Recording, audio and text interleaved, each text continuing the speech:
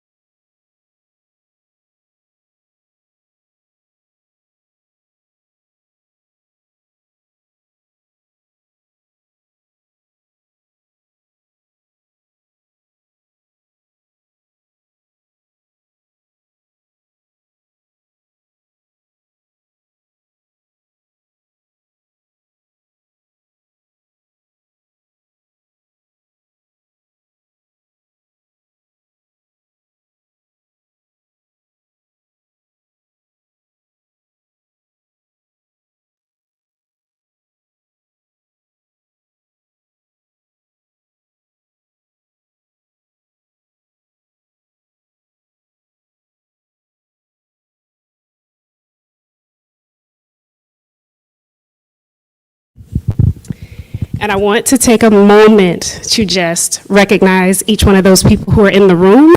And so if you wouldn't mind standing, because you deserve all of the flowers for all of the work you do to make this so very possible.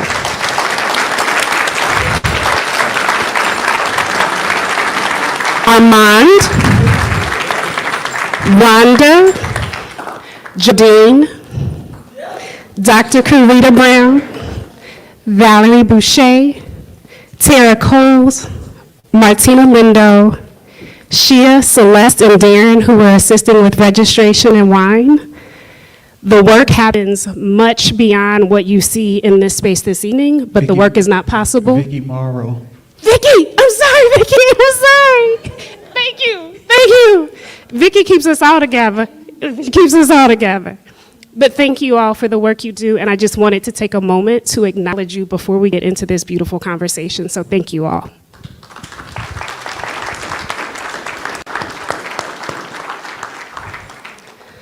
ADAMA is a museum dedicated to showcasing contemporary art and culture of the African diaspora.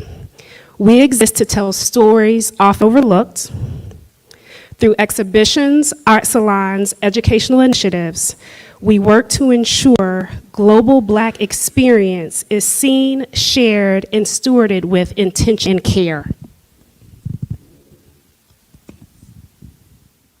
ADAMA art salons are one of the ways in which we seek to do that work. The series brings together contemporary artists, collectors, scholars, and cultural leaders for meaningful conversations rooted in art and lived experiences. Today's conversation centers around our current exhibition, Brother, Brother, The Interior Lives of Black Men. This exhibition is open through January 16th, and we hope that you've had the opportunity to partake in the beauty and wondrous nature of the work. And if you haven't, please come back when there aren't 100 people in the space and a whole bunch of chairs. I'm sorry. Okay, and I'm sorry for being in your way. Excuse me. It is an honor and pleasure to be joined by Miss CCH Pounder, acclaimed actress, cultural steward, and one of the most thoughtful collectors of art from the African diaspora. Many, many unforgettable performances, earning her multiple Emmy nominations. But beyond the screen, her impact is equally profound in the world of art and culture.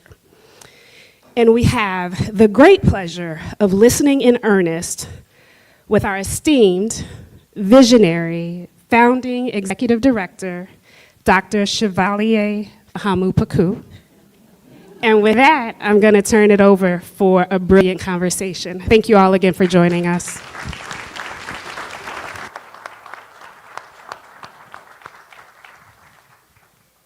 Good evening, everyone.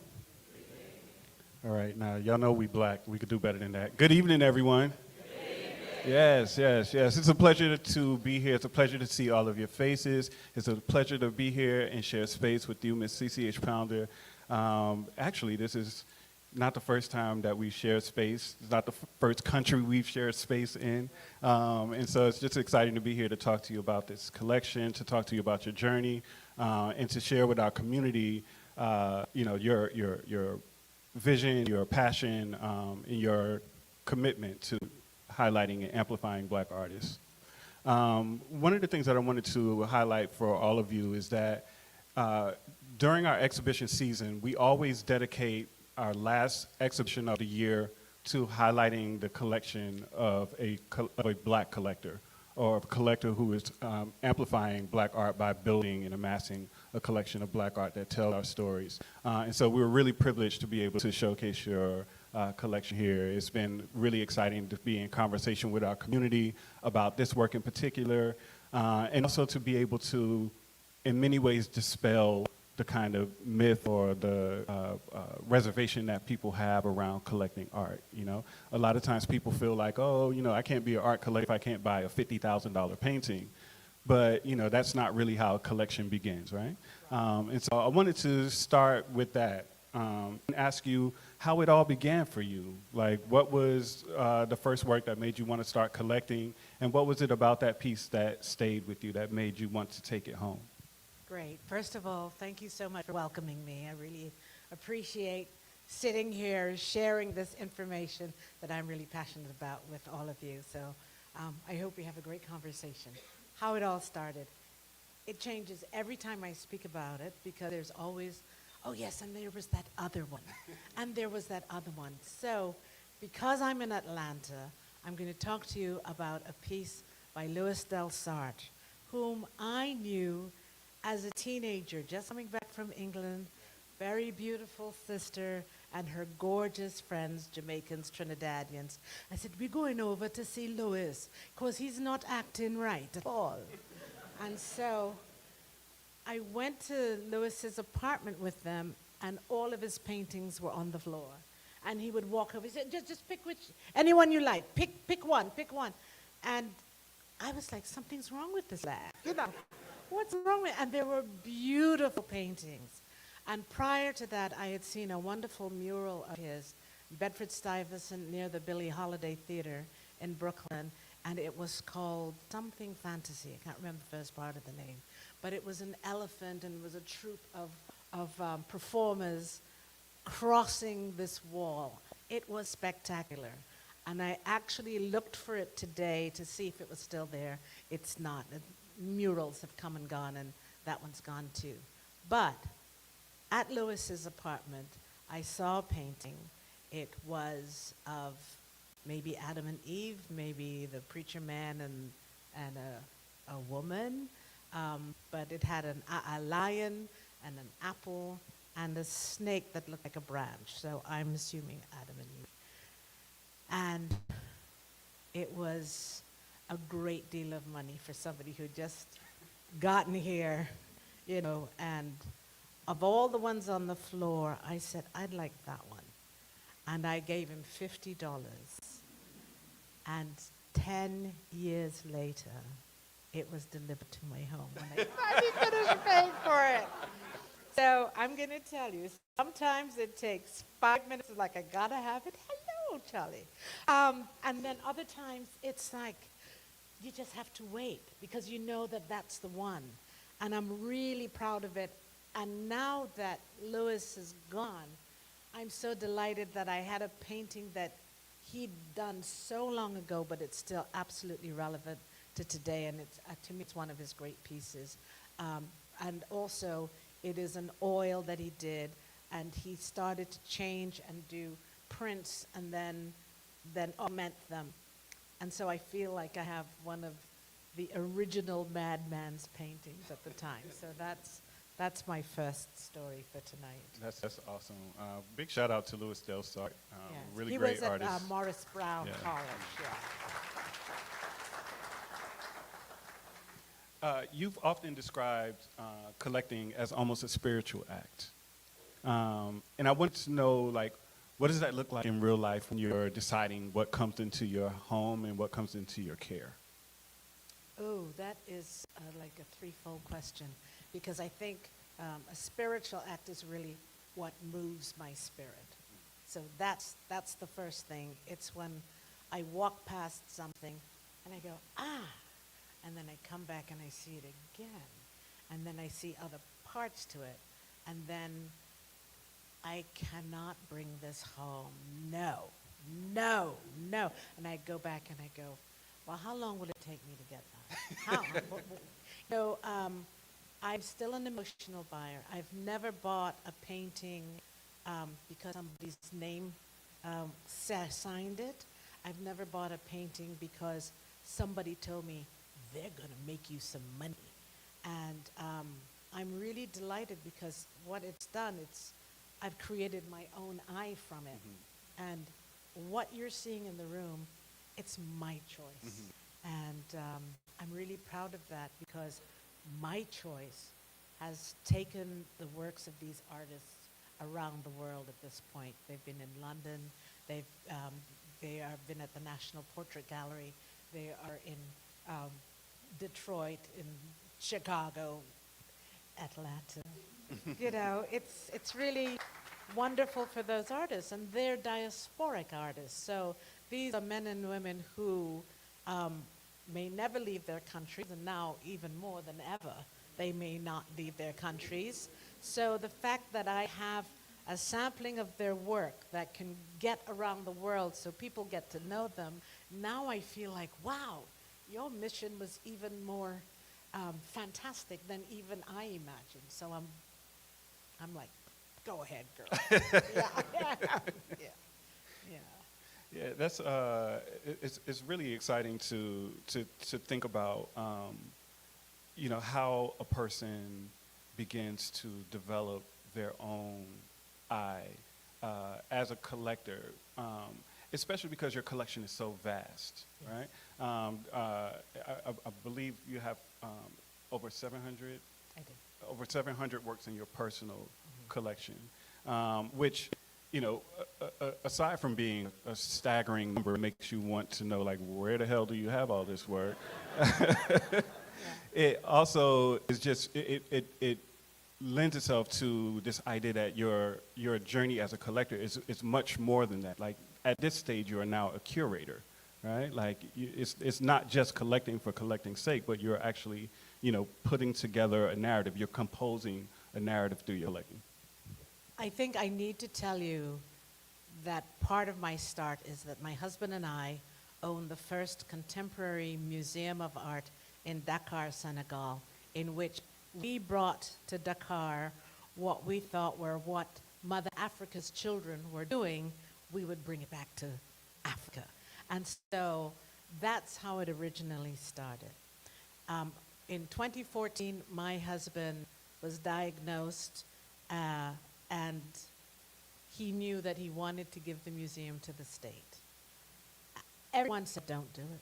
Don't do it. Some officer will turn that house into their big mansion, and that'll be the end of that.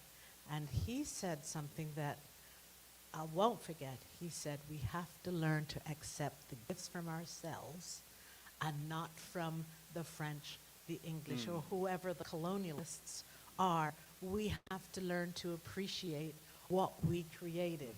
And as annoying as that was, because we knew what the result would be, he did it.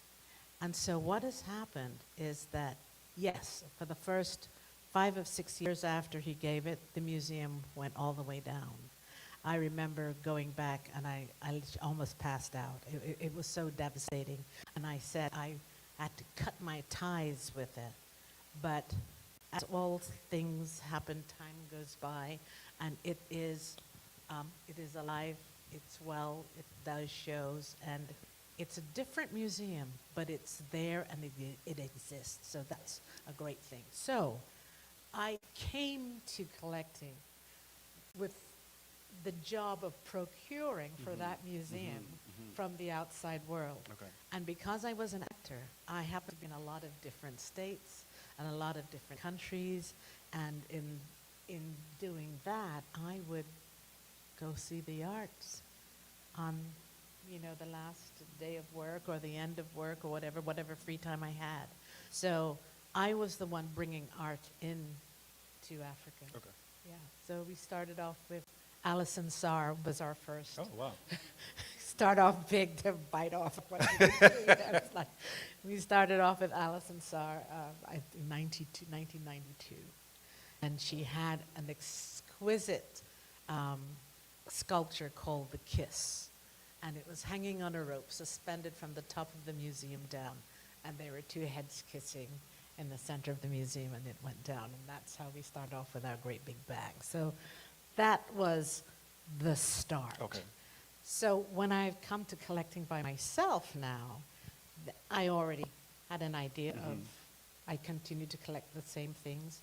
I had a few white artists that were Africanists that I included them in the collection. And I have a few non-black artists whose work I love, who are not in the collection, but who are in my home. Okay. Yeah. Okay. So that's the gist of it. That's kind of the, we can get into the details as you wish. Yeah. I want to bring it to this exhibition Sure. specifically because, again, it's really, one of the things that was really mind-blowing to me was like learning about the fact that there are multiple exhibitions, touring exhibitions that come out of your collection that are based on, or are curated around particular themes of the works in the collection. And I was first introduced to this body of work through an exhibition called Double ID. Yes. That was at the Charles Wright Museum in Detroit. It's a larger exhibition, I believe over 70 works in that exhibition. This exhibition has 30 works in it, but all of the works in that exhibition centered on black masculinity. So of course my ears perked up, right? Because that's what my entire practice has been dedicated to. And I wanted to ask you, and I remember we did a conversation with you a little earlier, and you talked about, your husband commenting on all of the women in the paintings that you had, and that you kind of began to intentionally collect, images that focused on men and masculinity. And I wanted to ask, why did you feel that was important, and how do you feel this exhibition continues to carry that narrative through? Absolutely. So what he's talking about was that my husband came home one day and looked at all the paintings on the wall. They were all women. And he said, I'm only married to one woman here. What are all these ladies doing on the wall? What is this? And I realized that I had excluded him and excluded those images of men as well. And that's how I started to collect, to kind of make up for the missing parts. But, as you don't just collect, I'm just going to get like 10 paintings of men. You actually, you get to meet the artist, and you get to understand what it is that their paintings are trying to express. And you end up, as all art lovers will, in a whole vast new area. And this is just like the top of the iceberg of the men that are now in the collection.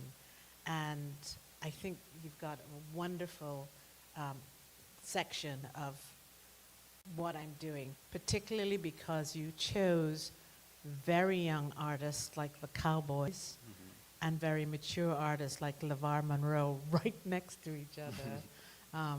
These are people who have been around a long time, been painting for quite a while. And then on the other side of that, Greg Bailey's painting, which is the butler dressing the judge with the wig and the powder. That was important to me because I'm from the Caribbean, because still to this day, people in the judiciary dress like England. And we there? We're not there? Okay. So I wanted to show like leftovers of us. And so I think for me, the painting really is like a newspaper in a way. It's the magazine of our lives that updates us and tells us things, that introduces us to things that we wouldn't know about. This amazing painting of the man with what looks like a golden shawl is actually when you're a refugee and you come out of the water and they get you, there are these heat blankets. They're made out of foil. And he's wrapped in that. So, sorry. Yes, no worries. I've got a leftover coffee. Yeah. Can I just mention the painting right next to him? Sure. Just ballpoint pen. That is an incredible painting. Yes, it really is. Yeah. Just ballpoint pen. Get a chance to take a look at it. So, excuse me. You know, there's is a good kind of segue into my next question. When curating this exhibition, what we were looking for were works that went against the sort of conventional images that we see of black men and black masculinity. The exhibition is called Brother, Brother, The Interior Lives of Black Men. And the idea was to, give us a moment of pause, to give us a moment of like reflection and introspection, to see the humanity in black men that's not often given or understood. And I wanted to ask, now that you, because this is really your first time seeing the exhibition in the space, to ask what you see when you're in this space now, when you're looking at this work, what kinds of things are being revealed for you that we might not think about in conventional images of black masculinity? Oh, that's a wonderful question, because fortunately for me, each and every one of them speaks to me in one way or another. I am fascinated by people's eyes. I do believe that they're the window to the world and to the interior life of all of us. Is that if you can read the eyes, then you might get some understanding of who these people are. So it's very rare. I'm looking around for the gardener. Did the gardener come? He's on the other side. He's a big old burly guy with the shears in his hand. But if you look at his eyes, there's a kindness to it that it's almost as if somebody said, would you like a glass of water? And there's that moment of, that's so kind of you, lady. I was out here sweating. So there's that. I always get a story, not necessarily from the artist, but I always get a story when I look at things. And I will admit there are some paintings that I purchase because I want to see. I may have met the artist when he's fairly well along. He's emerging. People know him. And then I ask, well, what did you do like 15 years ago? And I try to get that painting so that I have a sense of the travel of that painter's art life. And I think that has to do with, I've never thought of this collection as staying in anyone's basement to be discovered later. I've always wanted it to go out, be seen. And so if they talk to me, I hope that they will do the same to others. I don't approach it at an intellectual level at all, and I leave the writers and for those people to play with that language if it needs to go up to the like universities and books and so on. It's getting there on its own, and I think anybody who wants to collect should never, my opinion, should never think to themselves, oh, what will this be worth in 10 years? What will I do with this? Who can I gift it to? Shall I gift it to my university? No. Let the people see the work. That's my hope. And you have to understand, ADAMA, I'm here thanks to Ken Brooks. Ken Brooks is my friend from I don't know how long ago. We won't even say, we're both got gray hair now. No, it's a really long time ago, and he was the one that introduced me to this because we were already on the level of museums that were seeking out what they didn't have, what they had forgotten in their basements, what they hadn't done any writings on. So it was very much, hi, I hear you've got a collection of black art. And it's, yes, I do. And I want it to go out to be seen, but I am very anxious that it's seen by all people, including us.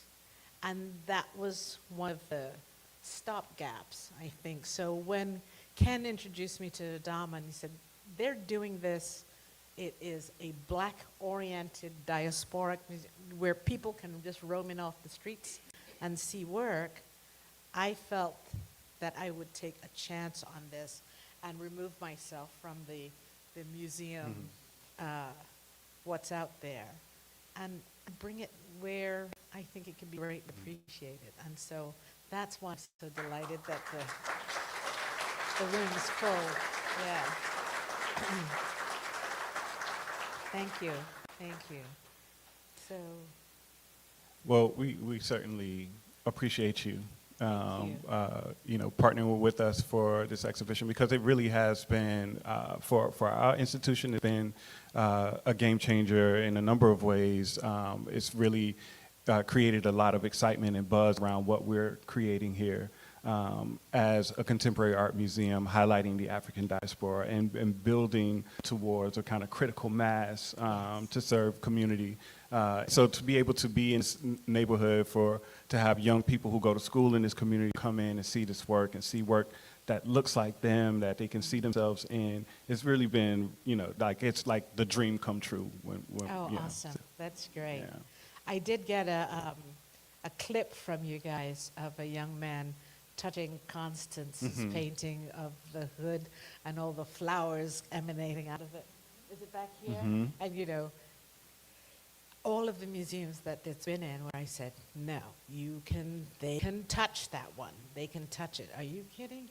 Those parents were like, get away from there. Don't you touch that. So we have created a system that makes us sort of very reverential when we come into museums, quiet.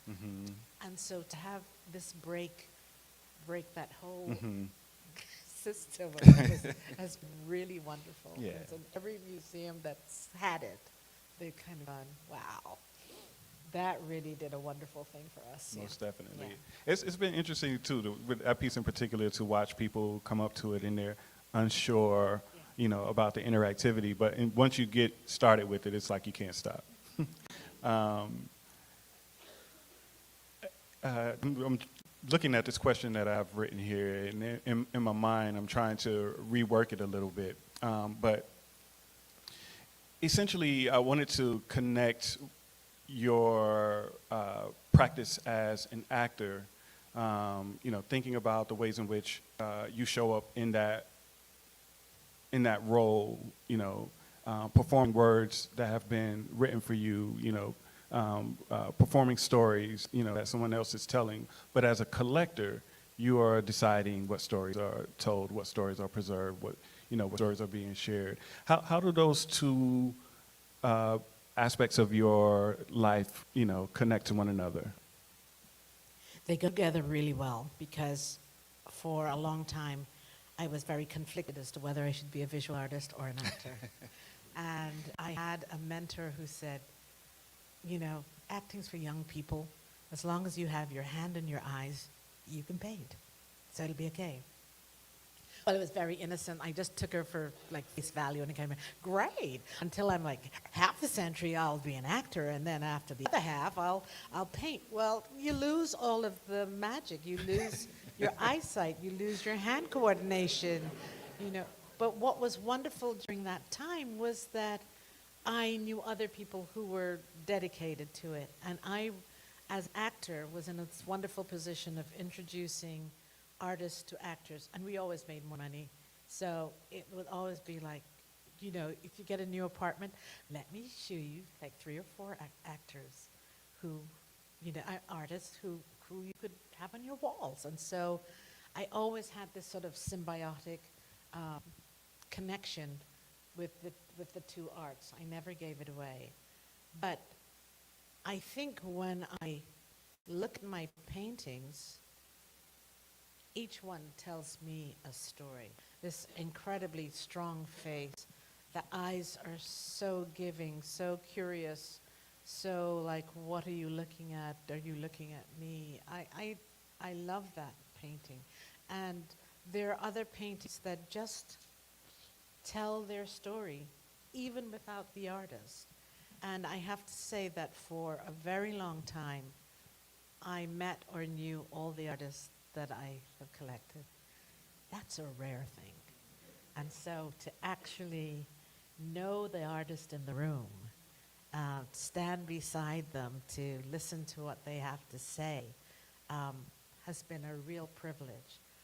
And now that I'm going to just jump, I hope this is not a question, but now that I'm coming to the end of collecting, and now I'm doing the maintenance, where it should go, what's missing in the collection, because I'm seeing the collection as something that is going to continue to go out into the world after I'm gone. And abstract art was missing, and there were some sculptural pieces that were missing, contemporary sculptural. And so I've been trying to build that, still with the do I love it. And so that has been happening. And then because I've got a cutoff point, now I go back and it's like you can't buy anything over $500. That's it. It is so hard. So what I do is then, I wait the next month, now I have 1,000. Wait the next month, now I have 1,500. And, I crawl my way up to getting that piece. So I don't know how I came to be in love with this genre, but I'm sunk. I tell Mr. Roman, he's over here, I said, this is my cutoff. Now I'm only doing maintenance, now I'm just doing cataloging, and then a package comes through the door. Delivery, so. This is not a question that I had prepared, but it just kind of occurred to me, listening to you talk about the legacy of your collection. And I'm wondering, as you think about the collection, the aspects of your collection that are more public facing, are there works in your collection that you have in your own personal home that have never seen the light of day? Is there That's your own kind of secret stash of things? I wouldn't call it secret stash, but they've never seen the light of day, because how it happens is that museum personnel come to the house, the Carrington Cottage, it's in New Orleans, and they look through what it is that they want to build a history and a story around with that curator. And so they pick the work. What they're shocked at is the amount of work that they can choose from. And so that's what I do, is just sort of guide them a little bit, because we don't want to go through 700 pieces over a 3-day period. We don't. And so just to let them see how vast it is, how many different ideas from the diaspora are just in this house, is a pleasure to share. Because there are other houses that have a wonderful collection as well, but I think for them, it's for them. If you come to a party and you can see the artwork on the walls. I just have a different desire, really. I want it to be out there, to be talked about. And another thing I'm very aware of is that it's contemporary, and therefore this is the work of my time. There's somebody in this audience who is half my age, who's also a collector, and that will be the work of their time. And this might not be able to have room on the walls with them. And I'm fine with that, because then it might go quiet, but it will come back again. Because then we'll do the works of, of the 2000s, of the 1990s and the 2000s, yeah. Then, yeah. This is so interesting to me, because I'm as an artist, I've been collecting work of my peers, and trying to figure out the journey, the narrative, what's the life of the collection. But at the same time, like you said, it's almost like an addiction. Once you get started, it's really, really hard to stop. What's the most recent piece that you've acquired? Well, you know where I was, because you were there. I was in Kenya and Nairobi, and we went to speak to universities. He was on another, I guess, what would you call that? Delegation, like a conference yeah. delegation. Whatever. He was on another delegation, but anyway, we saw each other at the airport, and our lives crossed. But I spoke at the university, and then I had one day. I said, let's take a tour, an art tour, please. I want to see the animals. See, Kenya is great. You can see the animals in the first 2 hours. You can see the big five. It's like, bam, bam. I said, great. Saw them. Can I see the artists? And I saw some amazing work. And that work is being funneled to England, to the European market for the most part. But they were thinking way ahead, the materials that they were using. Not everybody has oils. Not everybody has watercolor. But the various mediums that they came up with, I thought was spectacular. And so packages are coming from. Hey, I'm not mad at you. Mine just got here. Did you? Yes. Okay, all right, yeah. So in fact, this kind of leads me to the next question that I had as well, because while there in Kenya, I had the opportunity to attend the screening of a film that you were a producer on.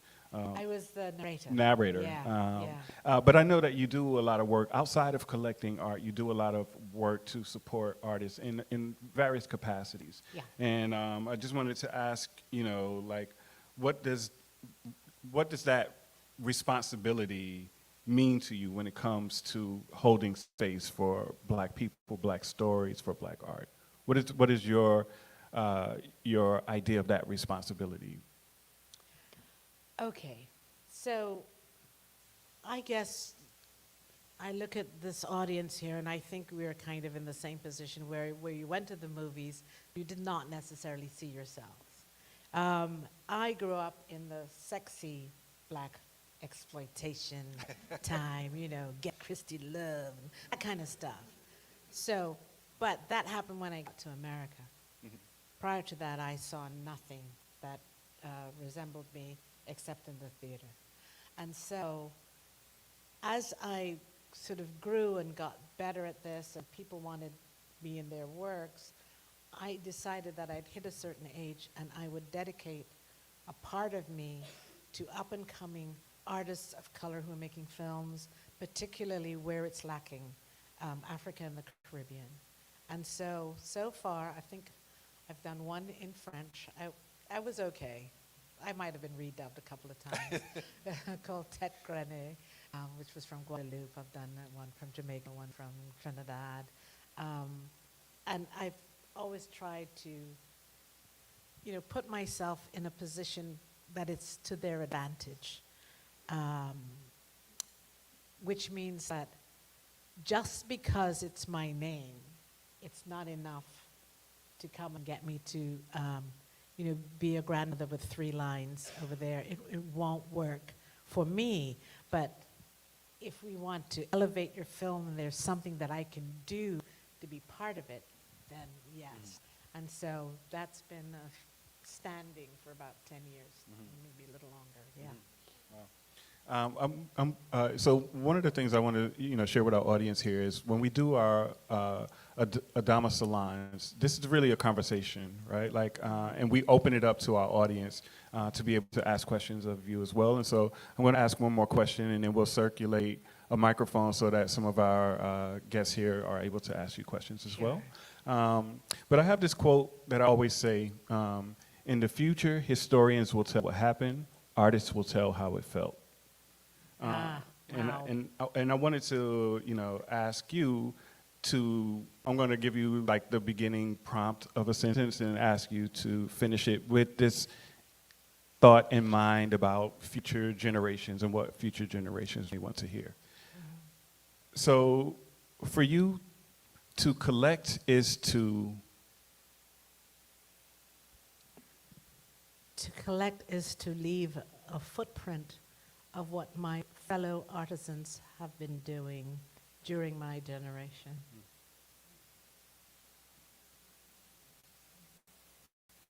Yeah, I'll accept that. Thank you. Thanks. Yeah, again, I think the work that you're doing, one, in supporting artists is on one hand, that's, noble and it's admirable.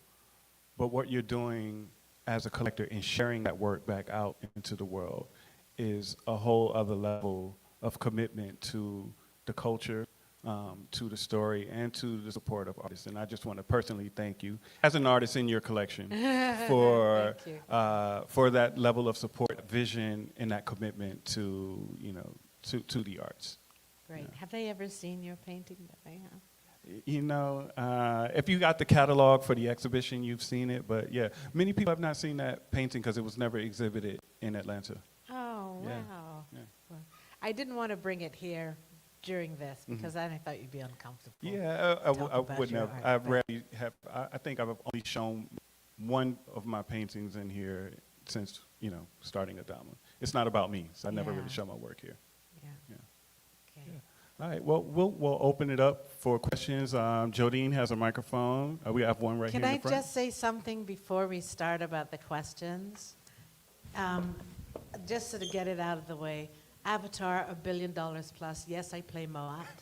Okay. I've been here filming Cape Fear.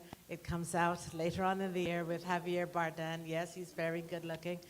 And there, done with the movie business. Okay.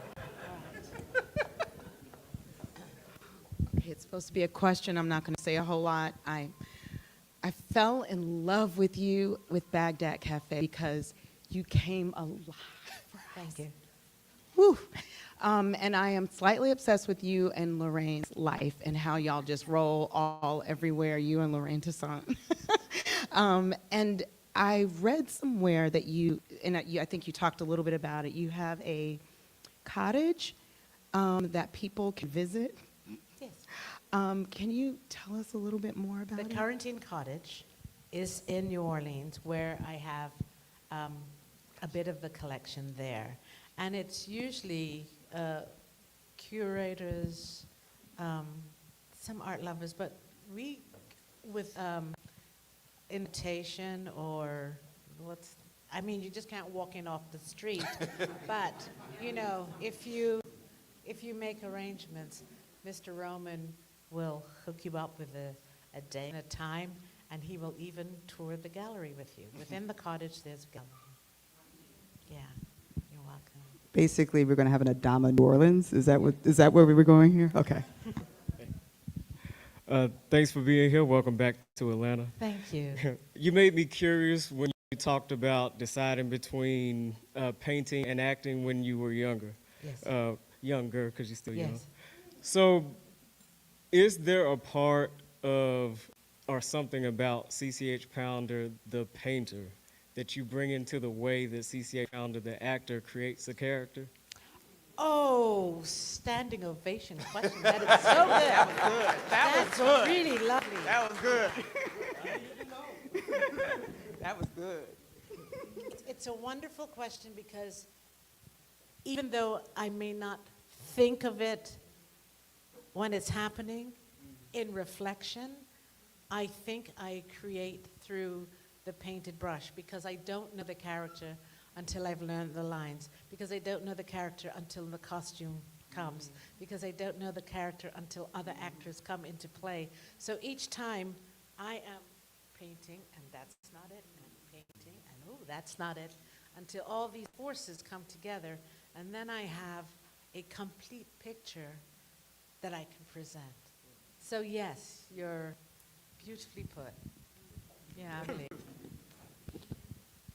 Good evening. That's going to be a hard one to follow. I'm not even going to try. No worries. Thank you for bringing these amazing works. We came Saturday to see it, and it's very impressive. Thank you. But I'm compelled to ask this question. As a fellow Guyanese, do you have any Guyanese artists in your collection? I do. Okay. I do, and I'm building on it. And I think I have Guyanese artists who were well known, like Philip Moore. I have Mr. Locke. I have a group of what would be called Guyanese stalwarts. And then I have a new generation. They're not necessarily young people, but they were women and young people, some young people that I didn't know of before. And many of them no longer live in Guyana. They're in the world. It's a pleasure seeing you, pleasure meeting you before at the Atlanta Art Fair. But I have a question, has to do a lot with memory, right? You're a great storyteller. Can you expound on the idea of the one that got away? Have there been work that you fell in love with, but you didn't get it? Yes. And then you thought about it, and you Yes. keep thinking about it. Yes. Could you just expound on that? I love this question. So the one that got away. This is the deal. You eventually will speak to yourself and say, it got away. Go see it in a museum. Go see it at his house. Go see it, you do have to give it up because it leaves room for the next one to come in. And so, oh yes. And I speak fondly of the ones that got away. And also, not only the ones that got away, but the ones that I could have had in the beginning where their work didn't change that much, but the prices went crazy. And I was also out of the game. Abiodun Adina, fabulous Nigerian British artist, lives in Brazil. His work's spectacular. And there was one, it was $25,000. But I couldn't reach it at the time. Now I'll never reach it. You know what I mean? It's like, it's gone. The ship has sailed. And the thing about it is that there will be another one that will make you forget. It's kind of like a really good lover, then another one comes along. You go, okay, I forgot about him. Right.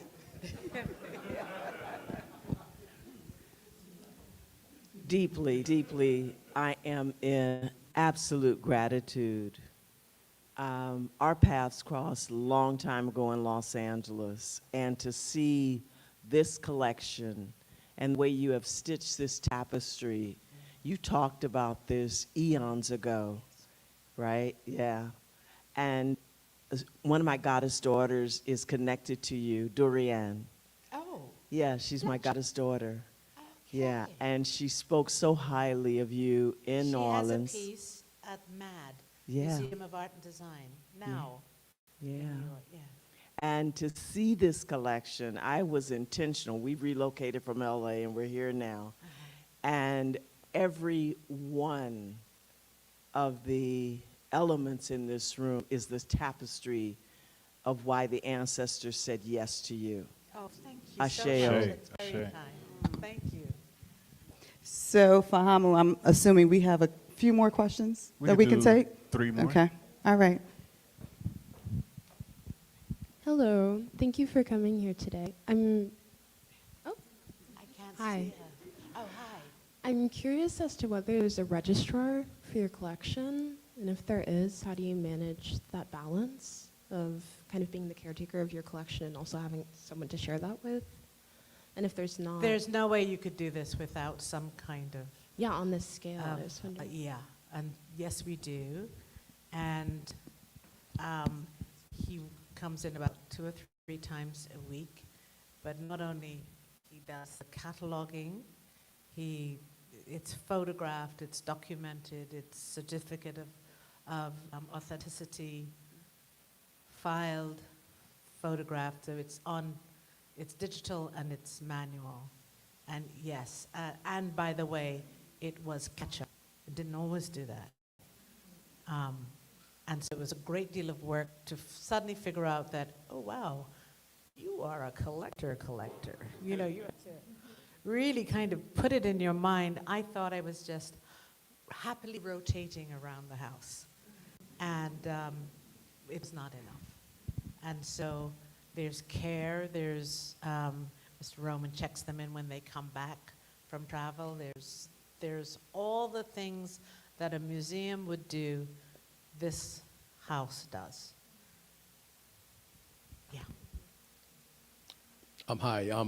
First, thank you, Fahamu and CCH for this insightful conversation. It's been awesome. And for CCH, your intentionality for sharing. I mean, it's really rich to hear what you're doing.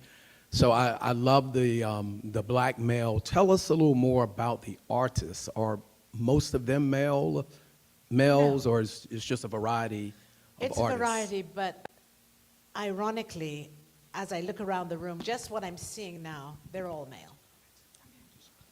These are all male. Constance, there's Constance and there's Yeah. Oh, Constance and these two, there are 2 small pieces here that are female. Ebony Patterson here in the corner. Right. Oh, it's Ebony behind me. Yeah. So, but ironically, this does seem to be a male group. So it's nice that they're commenting on themselves, as well. So that's good. Yes. I'm sorry. Yes. Yeah, ma'am, it is an honor to be in your presence. And I just want to say that I love you in that film, Rain. You actually nail the character. Love it, love it, love it. Rain, the film. What film? See the Rain. Rain, the film. Jamaica. Yeah, exactly. Yes. Thank you very much. I'm so excited. But thank you ever so much for that. Thank you.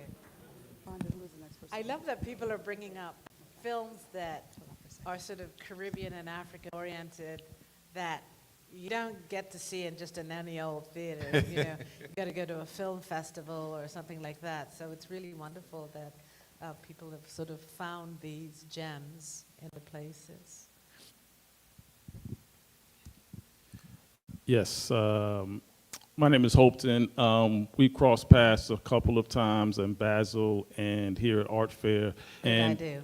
What? No. It was just a passing, and I wasn't aware at that time that you were such a collector. I thought you were just another star in the building, buying art. But it's beautiful to see that you have such a legacy in collecting art.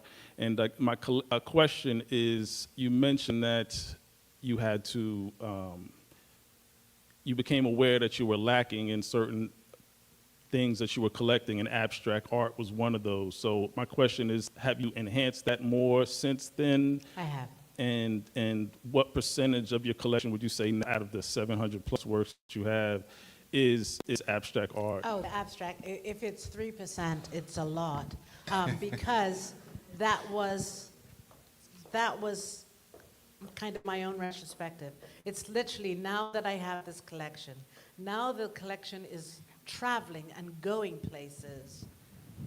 What else do I want to show it? how rounded can I get it? And so abstraction is the youngest of the lot. And quite honestly, they might not pick from my collection from abstraction, but I will be able to tell them where to go in Black abstraction. Hey. Thank you, Mr. Stabs. Yes. Good evening. Hi. I'm Cheryl. Hi, Cheryl. Had the beautiful pleasure to walk the collection the other day.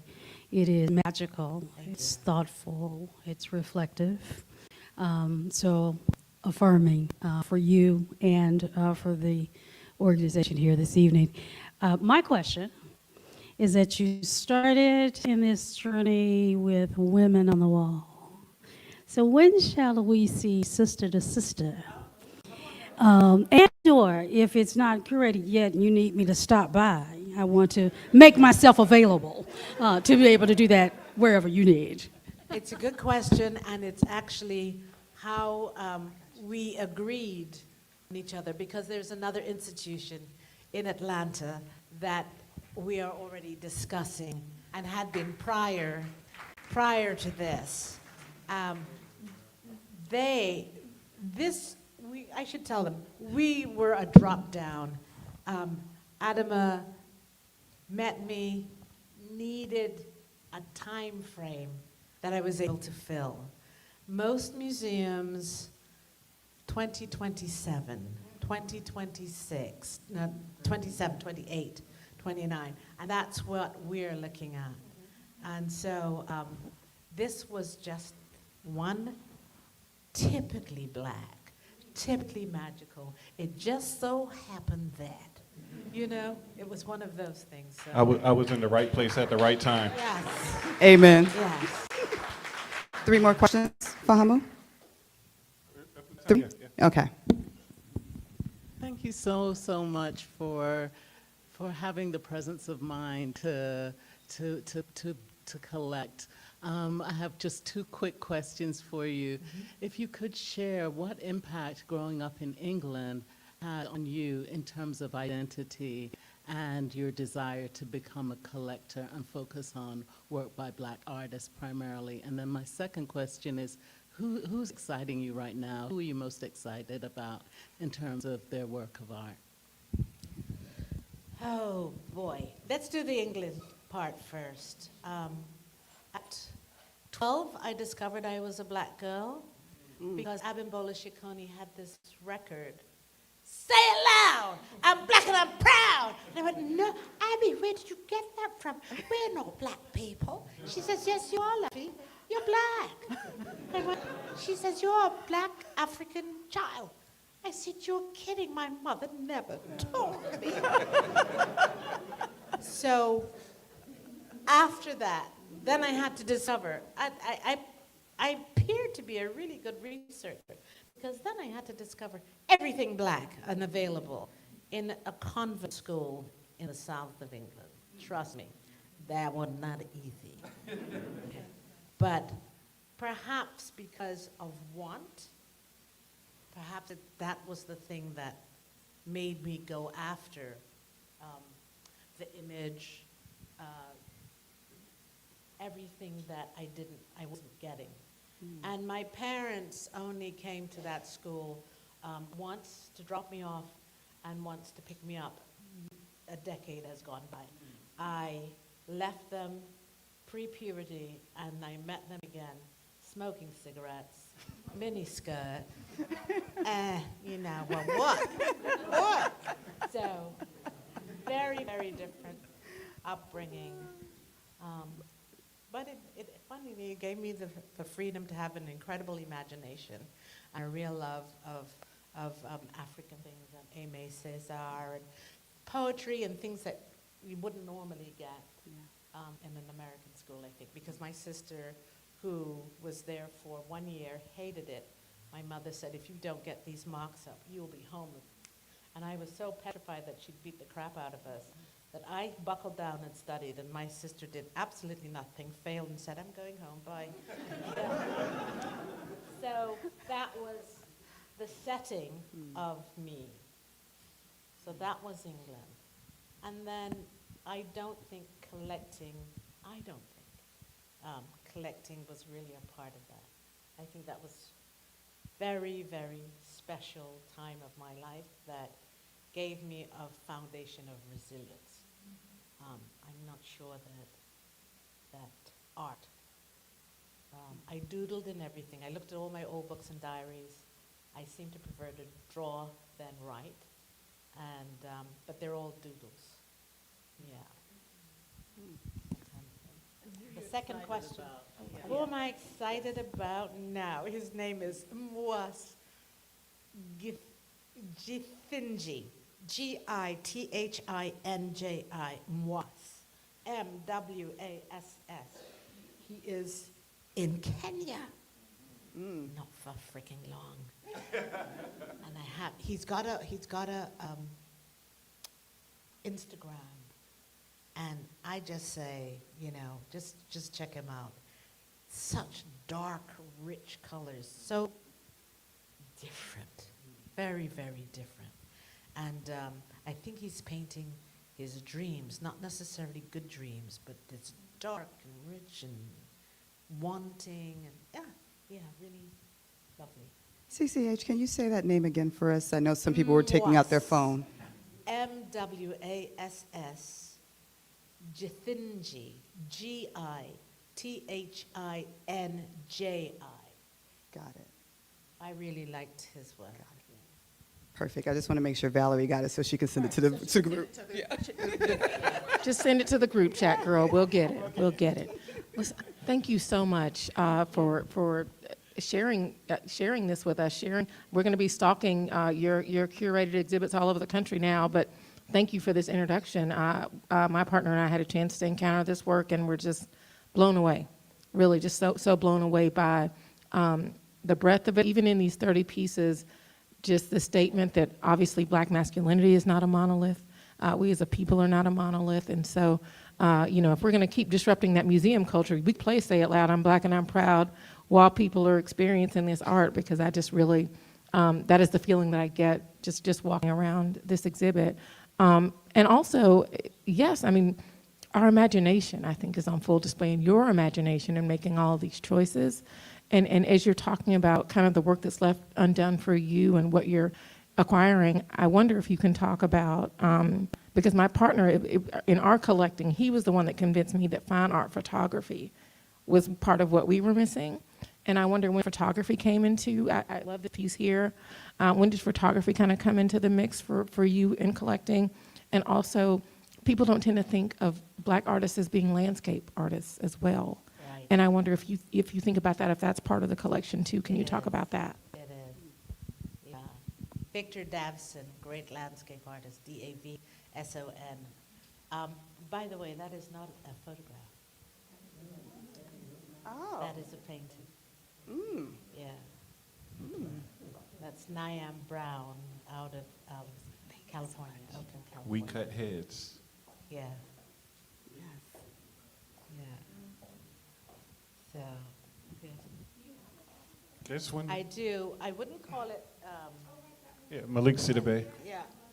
Now, that happens to be my father-in-law. It had to be in my collection. Yeah, that's Boubacar's dad. Yeah. But it was taken by Malik Sidibe. Who, by the way, it might be a name now, but he was just the only photographer in the village, and that's where you went. It was not a thing at the time. Photographer himself, Mr. Jonathan. Hey, how you doing? I'm good. This is for you also, boss. Yes. Because you paint big, today all of the living spaces are glass.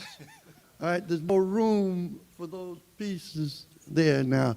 And that affects the people who do work, of some size, like my partner here, Freddie. I always have people who come to my studio and will ask me about a certain picture they've seen of mine somewhere and ask me, can I do one this size or that size? I can do that.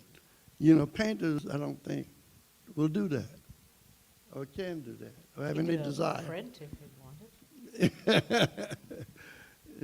Yeah, But that's really something, you know, these glass buildings, where people apartments, they have 2 little walls and one of them's in the bathroom. You're true, but that's so interesting because that is a challenge these days. And if you've got paintings, then you know the type of house to choose or the type of apartment to choose before you get in there. But, you know, if you start collecting after you're in the apartment and it's pretty much glass, then you're doing postage stamps.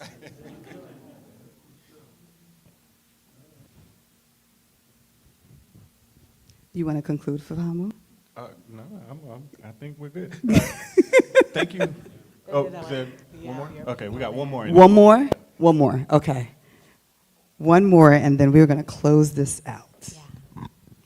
Excuse me. Thank you. First off, I feel like everybody said it, but thank you so much. Like both of y'all, this was incredible. My question is, currently right now, we like to say we're trying to collect. So we have a lot of prints, and then we'll frame the prints, and we'll have the signature on there. But my question for you is, what we're trying to figure out is quality versus kind of quantity. I know you mentioned before that you have sometimes a budget of 500, and then you'll save it up and save it up. And would you recommend just trying to save up more to get an original like all of this instead of doing prints? Because we want to support artists, but then also we want the art too. Does that, you know what I mean? I do. So, yeah. I do, but it sounds like you're already doing it. It sounds like when you have the money, if you see something that's lovely, you try to get it. And if you don't, the print reminds you that the real thing's out there and that one day I'm going to exchange that for the real thing. I think it's a good tantalizer.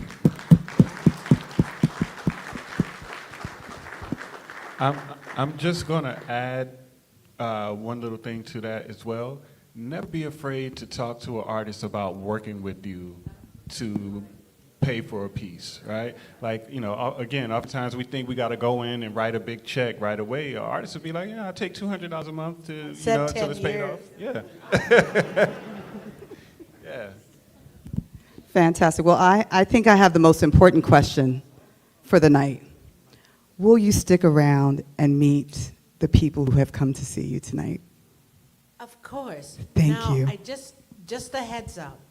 I'm just coming off of this. I don't know how bad it is, but I would recommend not hugging because I'm a big hugger.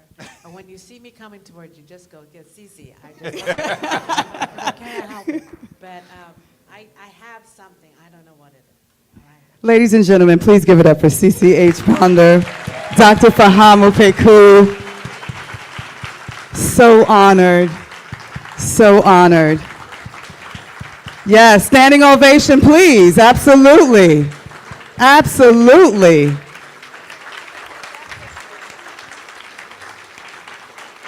Thank you. Now, I will say that before we step away, a couple of things, a couple of housekeeping. Please don't hug CCH founder. I think she said that clearly. The board and our consultants and staff, if you can stick around so we could take a picture real quick before she doesn't hug everyone else, for you to come up front. And please have a seat, because I need you to do me a huge favor. We're talking